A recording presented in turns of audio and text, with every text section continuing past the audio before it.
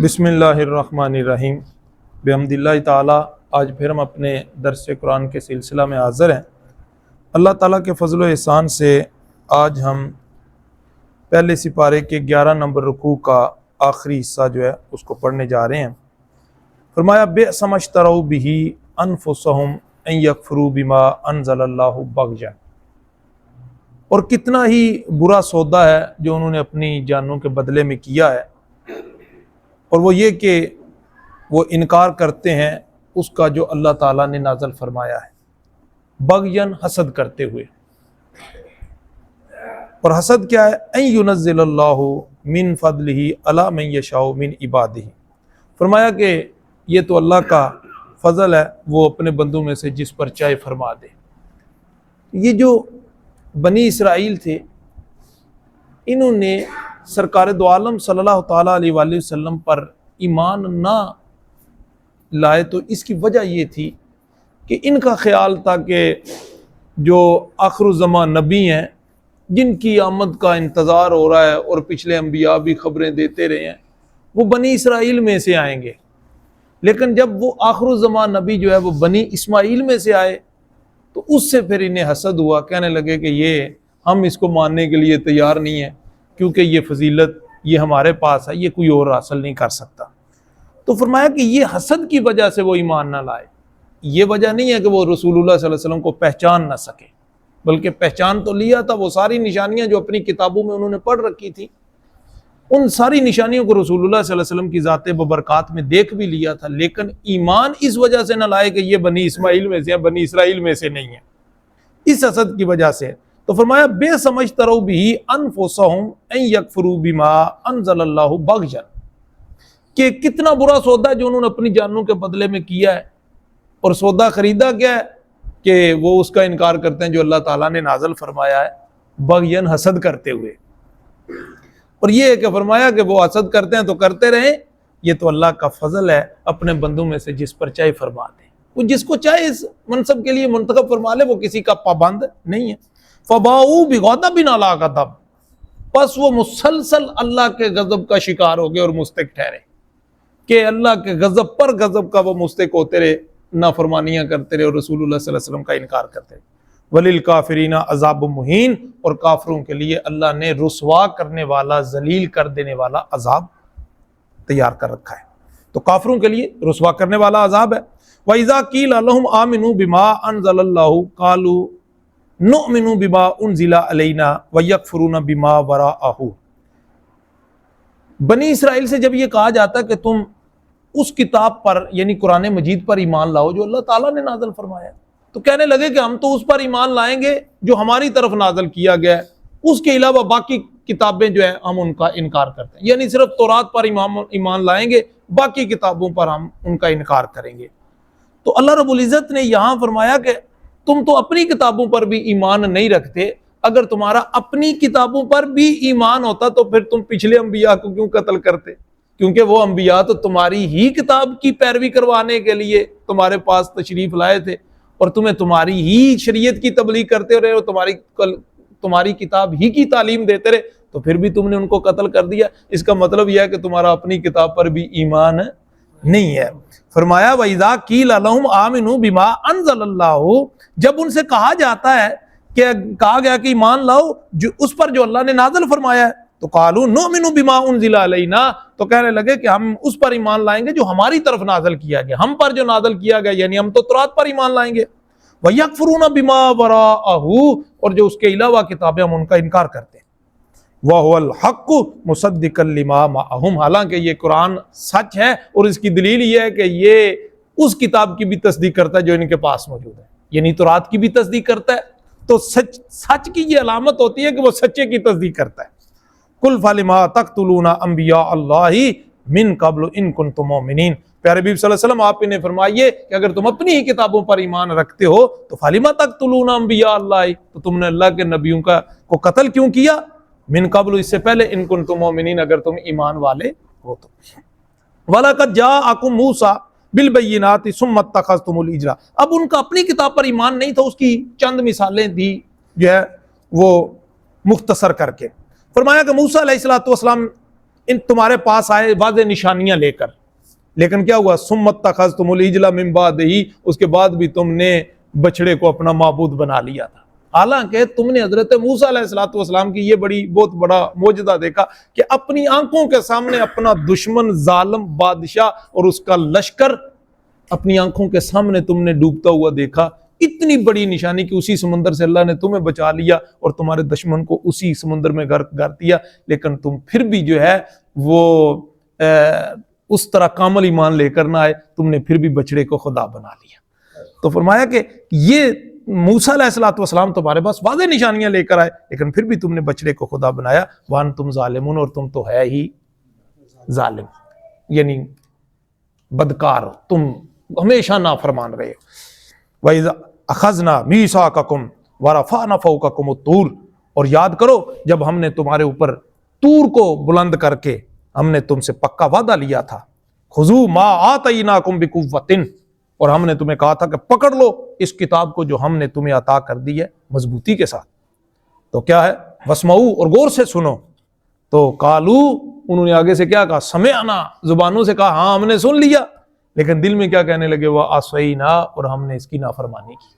زبانوں سے کہا ہم نے سن لیا اور ہم قبول کرتے ہیں، لیکن دلوں سے کیا کہنے لگے؟ وَعَصَيْنَا، ہم نے نافرمانی کی۔ یہ اس بنی اسرائیل کی جو ہے وہ بری عادات کا ذکر ہو رہا ہے۔ وَأُشْرِبُوا فِي قُلُوبِهِمُ الْعِجْلَ بِكُفْرِهِمْ، وجہ کیا تھی؟ فرمایا ان کے دل جو ہے وہ بچڑے کی محبت سے جو ہے وہ سیر ہو چکے تھے، ان کے پے در پے کفر کی وجہ سے۔ تو جب بندہ پے در پے انکار کرتا ہے تو اللہ تعالیٰ پھر انسان کے دل میں بری چیزوں کی محبت ڈال دیتا ہے۔ تو ان کے دلوں میں بچڑے کی محبت جو ہے وہ بس چکی تھی ان کے بار بار کفر کرنے کی وجہ سے۔ قُلْ بِئْسَ مَا يَأْمُرُكُمْ بِمَا بِهِ ایمانکم ان کنتم مؤمنین، فرمایا کہ پیارے نبی صلی اللہ علیہ وسلم آپ نے فرمایا یہ کتنا ہی برا ہے جس کا حکم تمہارے ایمان تمہیں دیتے ہیں۔ یہ کیسی چیز ہے کہ تم یہ بھی دعویٰ کرتے ہو کہ ہم ایمان لانے والے ہیں، اور ادھر تمہاری جو بدکاریاں ہیں اور اللہ کی نافرمانی ہے وہ بھی اپنی جگہ پر ہے۔ تمہارے اعمال جو ہیں وہ اللہ کی نافرمانی والے ہیں، اور ادھر سے تم یہ دعویٰ کرتے ہو کہ ہم اللہ پر ایمان رکھتے ہیں۔ اور فرمایا کل بئس ما یامرکم، بڑا عجیب تمہارا بھی ایمان ہے جو تمہیں برائی کا حکم دیتا ہے، اور کتنا ہی برا ہے جس کا یہ تمہارا ایمان حکم دیتا ہے۔ ان کنتم مومنین، اگر تم ایمان والے ہو تو۔ کل ان کانت لکم الدار الاخرۃ عند اللہ خالصۃ من دون اللہ فتمنوا الموت ان کنتم مؤمنین صادقین۔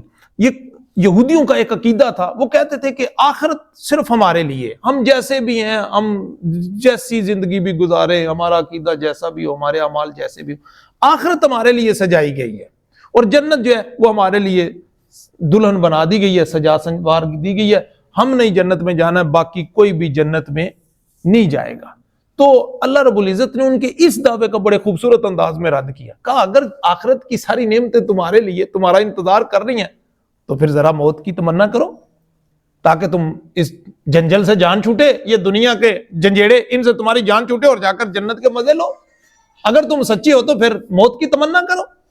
فرمایا کہ کل ان کانت لکم الدار الاخرۃ عند اللہ خالصۃ من دون الناس، پیارے نبی صلی اللہ علیہ وسلم آپ نے فرمایا کہ اگر آخرت کا گھر فقط تمہارے لیے ہے اللہ کے ہاں، خالصتاً تمہارے لیے لوگوں کو چھوڑ کر، تو فتمنوا الموت، تو پھر موت کی تمنا کرو، فوراً مرو اس جان چھوٹے اور پھر جاؤ آگے، ان کنتم صادقین، اگر تم سچے ہو تو۔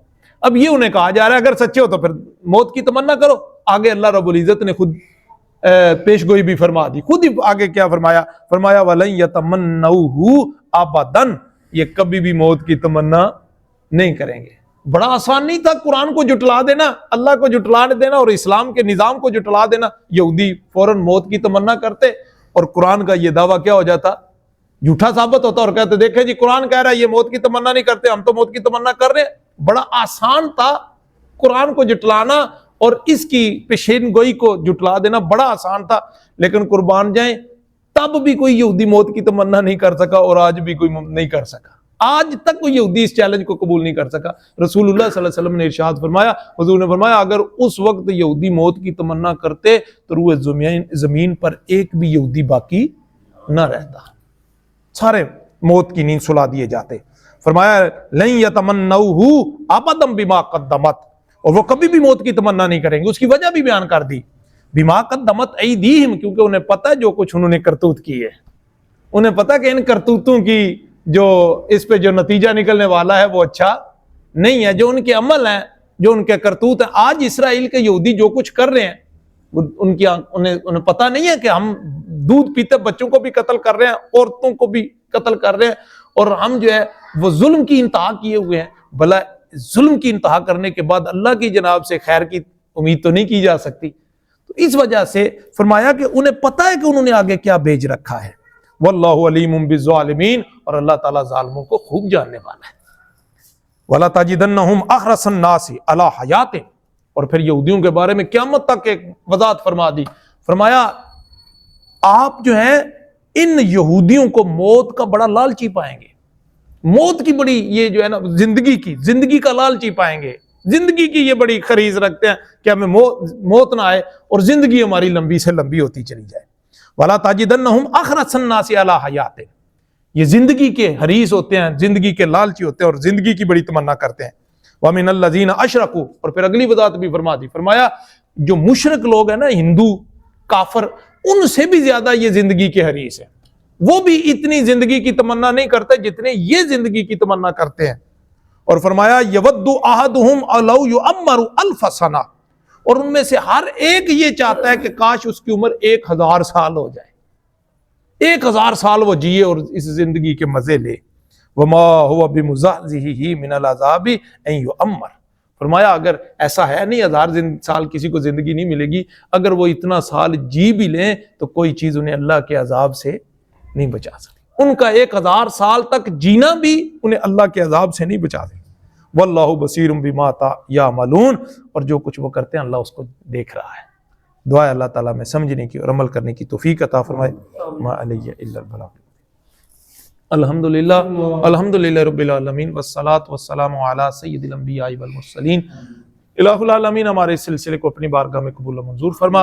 اس کے تصدق اور توسل سے جاگتی آنکھوں کے ساتھ اپنے پیارے حبیب علیہ الصلوۃ والسلام کے روضہ پاک کی زیارت عطا فرمانا. حضور نبی کریم علیہ الصلوۃ والسلام کی غلامی میں موت عطا فرمانا. جب دم واپسی ہو آنکھوں کے سامنے چہرہ مصطفیٰ صلی اللہ تعالیٰ علیہ وآلہ وسلم ہو, اور زبانوں پہ جاری ہو لا الہ الا اللہ محمد رسول اللہ. الہی قبر کے اندر آقا علیہ الصلوۃ والسلام کی پہچان عطا فرمانا. حشر میں آقا علیہ الصلوۃ والسلام کے دست اقدس سے آب کوثر عطا فرمانا, اور آقا علیہ الصلوۃ والسلام کی شفاعت سے بہرمند فرمانا. صلی اللہ تعالی علی خیر خلقہ ونور عرشہ وزینت فرشہ محمد وعلی آلہ واصحابہ اجمعین برحمتہ.